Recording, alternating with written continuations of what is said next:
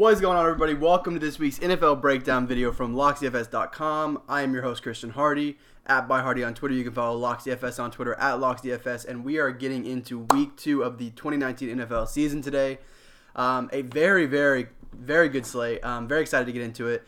Before we do, just want to remind you, remember to leave a comment, like the video. If you do that, you have a chance to win a free season pass from LocksDFS. We give away a season pass every week on this channel. We just did that on the Thursday night video. Addy did that on the Thursday night video when we were on that. So we'll probably be doing that every Thursday night when we do those breakdowns. So just leave a comment, maybe your favorite GBP play, maybe your favorite cash play, maybe if you disagree with me on something. We had some people disagreeing last week. Leave a comment. We gave you guys some good plays last week, so hopefully we can do that again right here on this video. Still kind of making my decisions, as we are going through the slate, especially at wide receiver, and I'll talk about that when I get there. And lastly, before we get into it, be sure to go over to LocksDFS.com. Like I said in the last video, we changed what we've been doing over the last year, and I really think the product has gotten a lot better, and I think you guys will enjoy it. So go over there, get in our Slack, all that good stuff, and let's go ahead and jump into it. So at quarterback, I'm actually looking right at the top. I really think I'm going to be choosing between these top two quarterback options between Patrick Mahomes and Lamar Jackson. I'm going to talk real quick about Mahomes. Last week I rolled out Jackson and Cash. I know I talked about Jameis in this video. I ended up pivoting off Jameis at the end and landing on Lamar Jackson, which worked out great for me. Lamar's got a great pace-up spot here. But I do really like Patrick Mahomes against Oakland. Not only did we see them run at a high pace again last week, of course that's going to keep going. We didn't expect anything different. But the Raiders are on a short week. They're going to be missing their safety, Jonathan Abram, already an offense or a defense that is just not very strong in general. Small tick down with no Hill, but it's still not too concerning with the Chiefs still carrying a 30-team total in a pretty competitive game. I mean, somewhat competitive. It's not only in the division, it's in Oakland. It's a 7-point line. Mahomes probably going to have to stay in, for the whole game. Going to have to keep doing his thing. The ankle sounds like that's not going to be a big issue. So he just looks like the top, very clear top quarterback play on this slate. Obviously in terms of raw points, but I even think in terms of point per dollar projection, I think he's going to be my favorite guy. I do think that, again, Lamar Jackson has an awesome pace-up spot here. We saw last week that they are not shy of putting up big numbers, even if they're in a blowout. So Lamar makes a lot of sense to me as well. Like I said, going to be deciding between those two guys. It's going to come down to whether or not I'm going to need that 800 in cash games. There are some other quarterbacks, and Addy will get to those guys in his video. Running back, again, like I said, really haven't made a lot of decisions here. There are a lot of guys I thought about discussing in this video, and it was really tough for me to decide on guys that I thought I was going to be landing on. There's a lot of solid plays here, but I'm going to go ahead and start at the top with Alvin Kamara, which might surprise some people. I know this is supposed to be a cash game play. I don't know how owned he's going to end up being in cash, but I do really like the spot for Alvin. We saw him play 75% of the snaps on Monday night, 13 carries, 8 targets. He's going to get a pace-up spot here against the Rams. The Rams ran the second highest neutral pace of play last week, which means Saints are going to be, in general, the Saints don't run a very high pace of play, but when they do play in these close games, we see the pace tick up for them. Obviously, the Rams are going to push that pace a little bit as well. Should mean the Saints are going to be running lots of plays on offense. That's going to be good for Kamara. Also, they are 3-point road dogs. Another positive for Kamara. His backup is Latavius Murray. He doesn't catch passes. I mean, he did catch 2 last week, but in general, he's not going to be the guy they're going to want in passing situations. It's going to be Alvin Kamara. Really like Kamara this week. He's my favorite out of the top 3. Pay-up options. Of course, one more thing I wanted to say about the matchup is just that Kamara, he's not going to get the same kind of workload as Christian McCaffrey does, but he is still going to be inside the 10-yard line most times, I would assume. And we saw McCaffrey dominate the Rams, 10 catches, 6.7 yards per carry average. I don't see why Kamara can't do the same here. He is my top pay-up option at the running back position. Okay, let's move down. There are some decent options here in the middle, but I am going to scroll all the way down to Austin Eckler here at 6.1K. Again, played 75% of the snaps last week. That's something we love to see. He's only 6.1K. I think it's a very good price for him. Detroit has a decent, not great run defense, and they also are running at a pretty slow pace, so that's two kind of negative things going against Eckler. Really what I love about Eckler is that he played all those snaps and he's only 6.1K, and he is going to contribute heavily in the passing game, as we saw last year and as we continue to see last week with 7 targets. So Regardless of the pace of play, Eckler's going to be used heavily, whether it's in the passing game, in the running game if they're up. He's going to be getting, somewhere between 18 to 22 touches every single week, and many of those will be coming through the passing game. On top of that, we saw Eckler get the carries inside the 10-yard line last week. That's a very big plus for him. Obviously, we want those touchdowns. He had that 7-yard touchdown run. Also, one more positive going for Eckler is that Hunter Henry, of course, has been ruled out, I believe, for this season. If it's not the season, he's on the designated return or whatever, but I think he's out for the season. So that should open up a little bit more of the short passing game for Eckler. I could see that happening. We know that Rivers does like his check down options. He scrolls through, gets to those check down options. So Eckler is going to be one of the guys who that is going to benefit. And one guy, I'm going to talk about so many Raiders in this video. And I didn't want to talk about Josh Jacobs because I'm going to be talking about two other Raiders. But Josh Jacobs is 4.7K. He played, I believe, like 80% of the snaps last week. That might even be low. He might have played more than that. This is, again, a pace-up spot. They're only 7-point dogs. They're at home. Jacobs can catch the ball.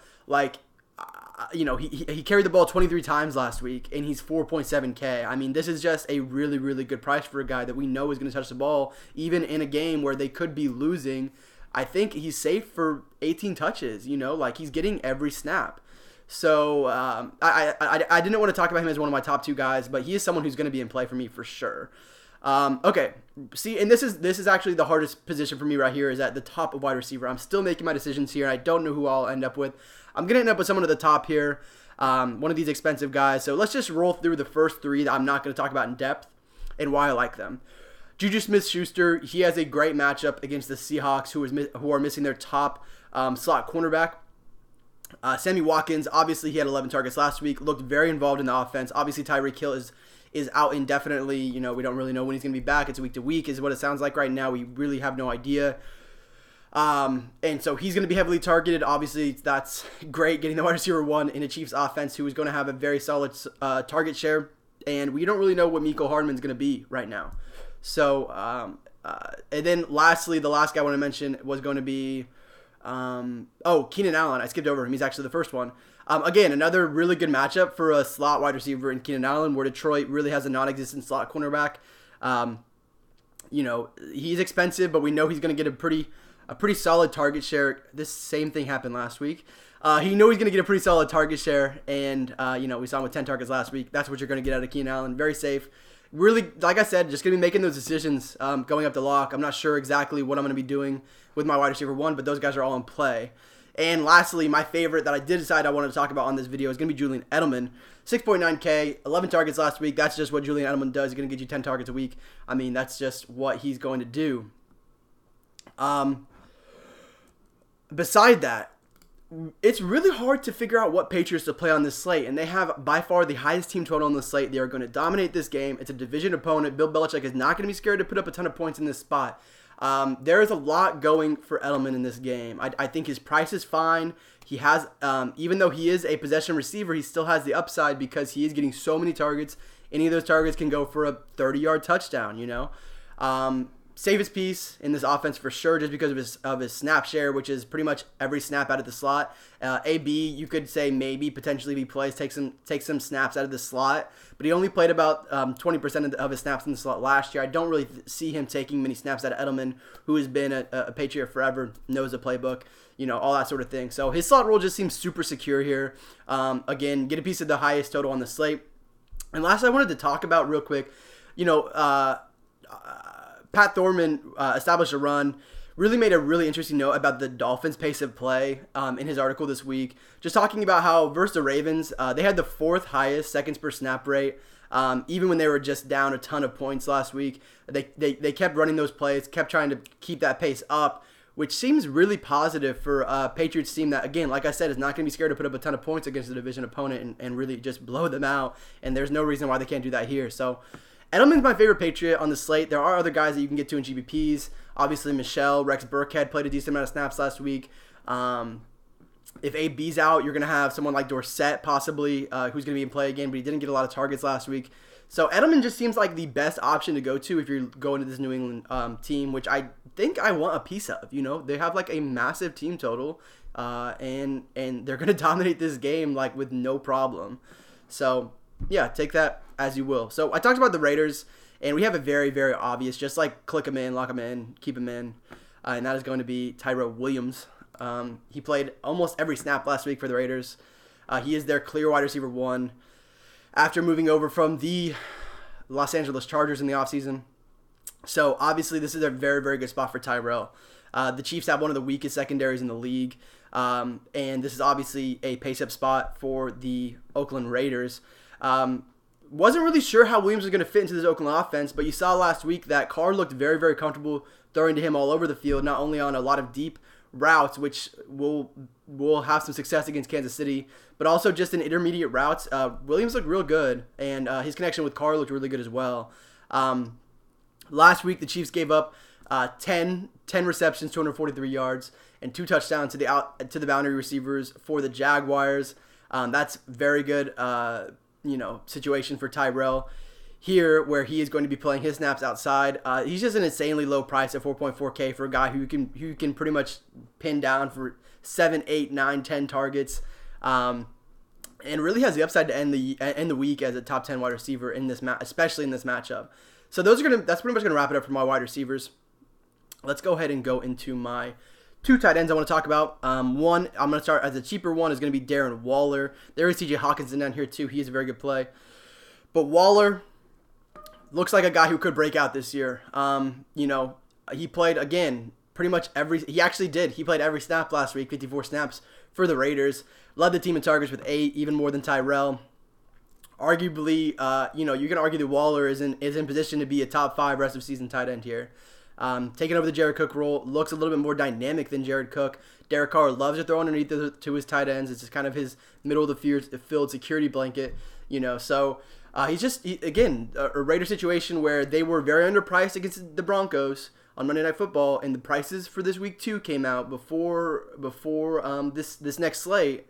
And now we're seeing all of these Raiders just way too cheap, including, I didn't talk about him at quarterback, but Derek Carr at 5.3K. So Waller is a guy who really just was not, his price is just incorrect. He's 3.3K.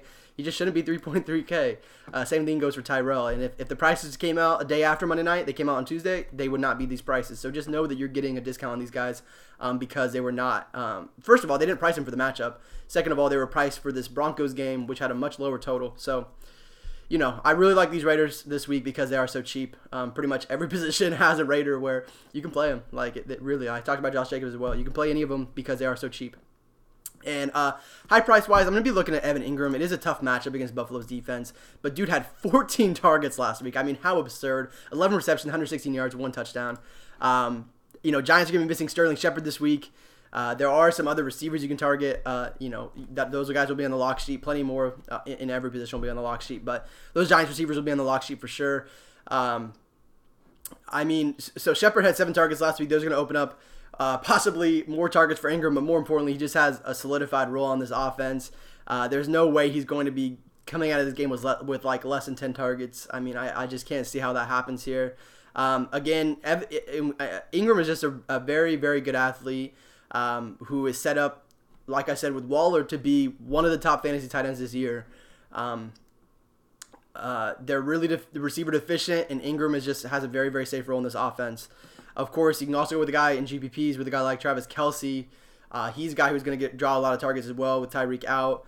Especially we don't really know how Mecole Hardman's going to fit into this offense yet. He's an interesting GPP play himself, but Kelce's definitely in play as well at 7.3K. And also wanted to mention about the Giants. I had my notes here, didn't say it. Is that they are dogs. Expect them to be able to throw a decent amount in this game. I also don't expect them to be able to run very well in this game, even though they do have Saquon. Buffalo's front 7 is very, very solid. So I think they're gonna have to pass a decent amount. So Ingram has a very, very solid target share. Okay, that's gonna pretty much wrap it up. Hopefully I didn't keep you guys too long. Thank you guys so much for watching. Hopefully you guys like the plays I gave you this week. Hopefully they win you guys some money. And be sure to like and comment on this video. You guys will have a chance to win a free season pass from Locks DFS on next Thursday. So just leave those comments. Maybe your favorite cash play. It could be your favorite GBP pivot off these guys. It could just be, telling me that one of my plays is absolute garbage. That's fine too. With all of that said, thank you guys so much for watching, and I'll see you guys back here next week. Peace.